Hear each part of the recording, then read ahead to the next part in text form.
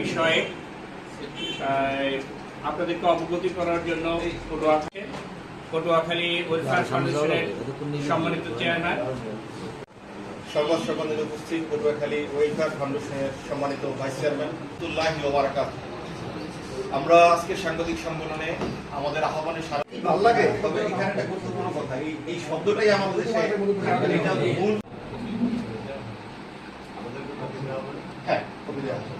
অঞ্চল জুড়ে যেভাবে পর্যটন শিল্প বাণিজ্যের সম্ভাবনার দুয়ার খুলে গেছে তা আমাদের প্রত্যাশার চেয়েও বহুগুণ বেশি, কিন্তু সেই সম্ভাবনার অন্যতম প্রধান অন্তরায় হয়ে দাঁড়িয়েছে বর্তমানে ঝুঁকিপূর্ণ সরু জরাজীর্ণ ভাঙ্গা কুয়াকাটা মহাসড়ক। প্রতিদিন হাজারো যানবাহন এই মহাসড়ক দিয়ে চলাচল করলেও এর বর্তমান অবস্থা ভয়াবহ। প্রতিনিয়ত দুর্ঘটনার হার বেড়েই চলেছে। পদ্মা সেতু চালু হওয়ার পরেও এ পর্যন্ত কয়েক হাজার নাগরিক নিহত, আহত, পঙ্গুত্ব বরণ করেছে। দক্ষিণাঞ্চলবাসীর জনজীবন আজ দুর্বিষহ হয়ে উঠেছে।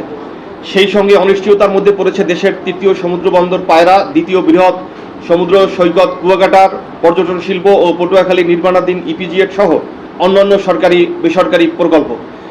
সরকারের হাজার হাজার কোটি টাকার এই প্রকল্পগুলোর সম্ভাবনা ভেস্তে যাচ্ছে কেবল আমাদের এই মহাসড়কের জন্য।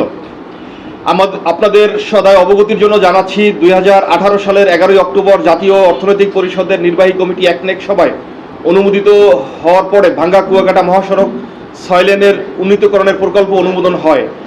প্রকল্পটির আওতায় ভাঙ্গা থেকে লেবুখালী সেনানিবাস পর্যন্ত 6 লেন, লেবুখালী থেকে পায়রা বন্দর পর্যন্ত 4 লেন, পায়রা বন্দর থেকে কুয়াকাটা পর্যন্ত 36 ফুট প্রশস্ত সড়ক ছিল। এই প্রকল্পের ব্যয় ধরা হয়েছিল 1867 কোটি টাকা, যা বর্তমানে বেড়ে দাঁড়িয়েছে 5899 কোটি টাকা, অর্থাৎ প্রায় ব্যয় বাড়ানো হয়েছে 216%। কিন্তু বাস্তবতা হলো অনুমোদনের 7 বছর পরেও প্রকল্পটির কোনো দৃশ্যমান অগ্রগতি নেই। 4 দফায় মেয়াদ বাড়ানোর পরেও এখনও নির্মাণ কাজ শুরু হয়নি। ফলে জনমনে প্রকল্প বাতিলের গুজব, উদ্বেগ ও ক্ষোভ সবই বেড়েছে। এই বাস্তবতা থেকে আমরা এই প্রকল্প দ্রুত বাস্তবায়নের জন্য নিম্নোক্ত দাবিতে আন্দোলন শুরু করছি।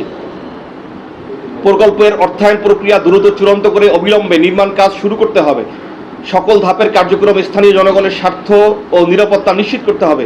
প্রকল্প বাস্তবায়নের স্বচ্ছতা, জবাবদিহিতা নিশ্চিত করতে হবে। প্রকল্পের নিয়মিত অগ্রগতি সংবাদ সম্মেলনের মাধ্যমে জনসম্মুখে উপস্থাপন করতে হবে। এই দাবি সামনে রেখে আমরা ঘোষণা করছি আমাদের পক্ষ থেকে ধারাবাহিক কর্মসূচি। আগামীকাল 26 এপ্রিল থেকে 2 মে সর্বস্তরের সম্মানিত নাগরিকদের সাথে গণসংযোগ কর্মসূচি। আগামী শুক্রবার 2 মে বাদ জুমা ঢাকা কুয়াকাটা মহাসড়কে পটুয়াখালী সর্বস্তরের নাগরিকদের সাথে নিয়ে মানববন্ধন ও অবস্থান কর্মসূচি। 5ই মে সোমবার অন্তর্বর্তীকালীন সরকারের মাননীয় সড়ক পরিবহন ও সেতু মন্ত্রণালয়ে সরাসরি উপদেষ্টার কাছে স্মারকলিপি প্রদান ও আলটিমেটাম প্রদান। দ্রুত সময়ের মধ্যে দাবি আদায় না হলে পরবর্তীতে ঢাকা কুয়াকাটা মহাসড়কের বিভিন্ন পয়েন্টে ধারাবাহিক গণ অবস্থান কর্মসূচি চলমান থাকবে। দক্ষিণাঞ্চলের সম্ভাবনাকে বাঁচাতে হলে এই মহাসড়কে নিরাপদ ও যুগোপযোগী করতেই হবে। এই দাবিতে আমরা মাঠে থাকব।